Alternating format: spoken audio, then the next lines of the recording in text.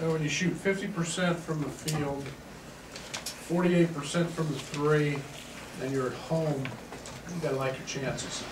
And couldn't be any further from the reality of how important the other end of the court is. Give Indiana a lot of credit. They brought a fight tonight that was pretty evident. 52 to 26 points in the paint, and we had a lack of mental preparation, I guess. You know, we started off in a three-quarter court press that we didn't get into the first 5 possessions, and that's all we've been working on. I'm blindsided by this, just simply because Tuesday I couldn't have told you if it was the 106th practice of the year. I couldn't tell you if it was that or day one. We were energy, we were flying around, we were fabulous. Yesterday was off the chart. I don't know if it was all the emotion and the extracurriculars of senior night, but again, not many nights do we play and we have more turnovers than our opponent. Give Rob Fennessy a tremendous amount of credit. That young man is terrific. He kept the ball centered, he kept it in the middle of the court, kept his dribble alive. I thought he was absolutely the biggest difference in the game, along with Juwan in the first half. Questions? Jeremy? Brad, your defense is so predicated on forcing turnovers. Just what were the biggest issues that you saw tonight from Well, it's not just forcing turnovers, it's just trying to take them out of what they want to do, and no energy. We talked about denying wings. We didn't deny a wing. We talked about, we've always taken away touches at the high post. How many times did you see Juwan flash to the high post and make a catch? You can go back to the Penn State game. I mean, those guys didn't make the catches there. We just had a complete lack of energy. It was like we were, like we were a cell phone and we were running. That light comes on and says low power. That was us all night. So,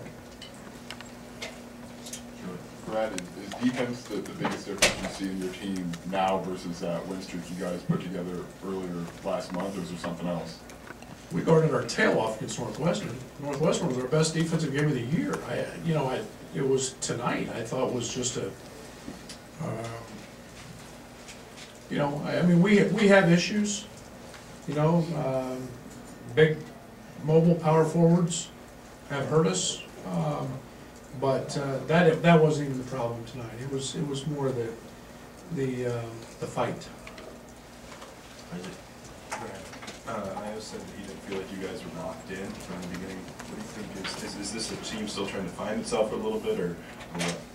Well, we're 31 games in. We're not trying to find ourselves.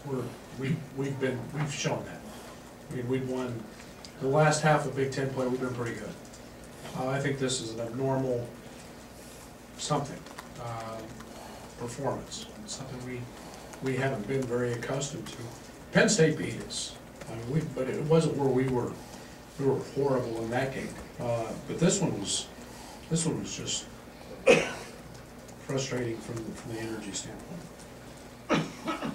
Coach, Georgie finished with 15 points, but still it seemed like he left a lot out there on the board. Maybe he could have played a little bit better. It seems like he's been a little bit of a rough patch offensively lately. Can you speak a little bit more about that? Sick. Georgie's had a sinus infection for a week, 10 days. He hasn't felt great. I know how that is. He was in and out of practice yesterday, having a hard time breathing. He had shorter stints with that. He left some out there tonight. He missed 3 or 4 layups.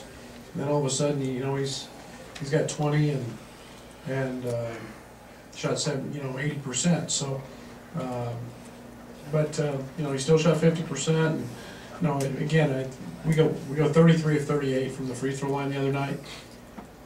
The big mental thing that I always can tell your team about is now we're 12 of 22. We missed 10. We're the same guys that stood up there and made 80% the other night. When you have a game like this, totally abnormal, do you break it? Are you going to break it down on film, go over that, or are you going to flush it and move on? I mean, how do you? Well, in most cases, we're gonna break this thing down. With a really, really quick turn, it'll be all Penn State tonight. I'll watch the game.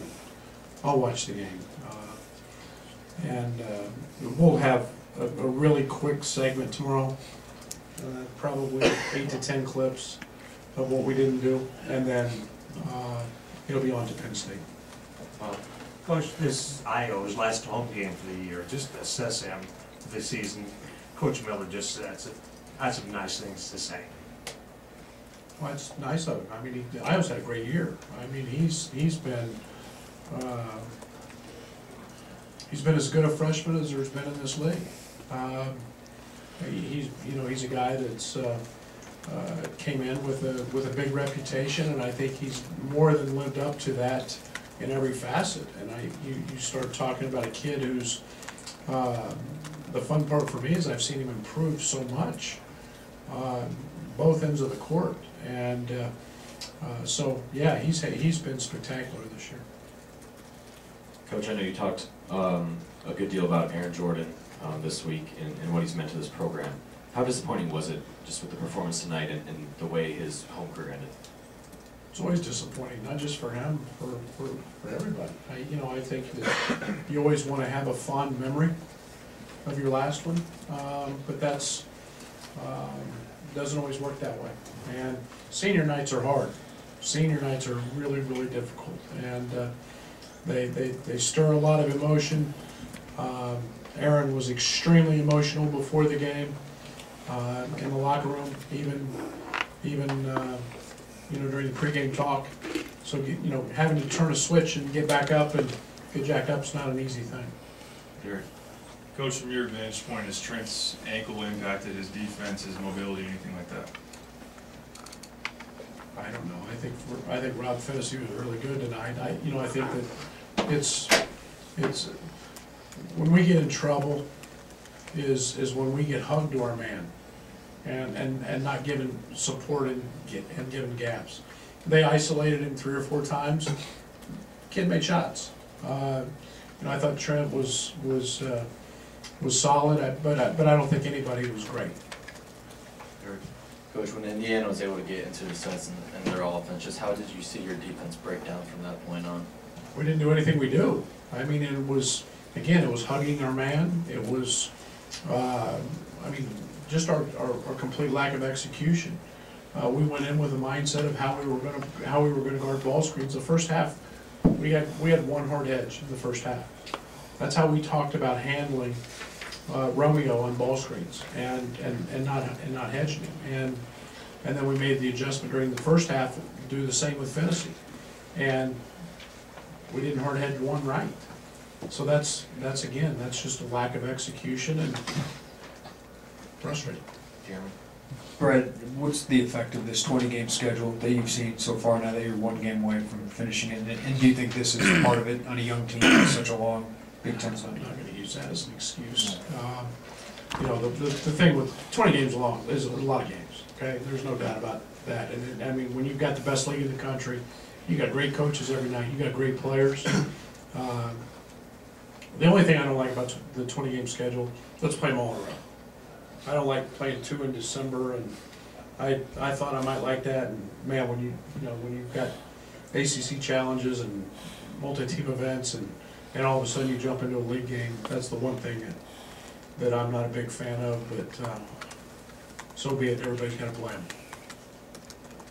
Coach, following the theme of senior night, you have a very young team, but those 3 guys, specifically Drew and Aaron, have holdovers from the previous regime. Just talk a little bit about how their leadership as upperclassmen has made an impact on this team this year. Well, there's a reason senior night's become hard, and that's something that I have tremendous appreciation. Aaron will always have a special place with me.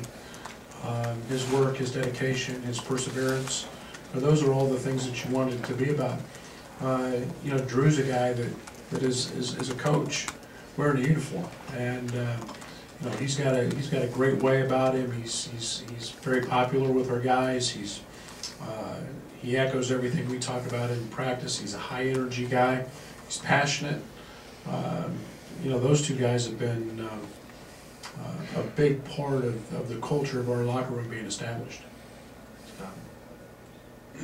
Where you might fall in the Big Ten standings is still up in the air, and Sunday's game still can have some effect. How, is that putting any extra importance on that game, or just how big of a deal is starting on Wednesday to you compared to starting on Thursday?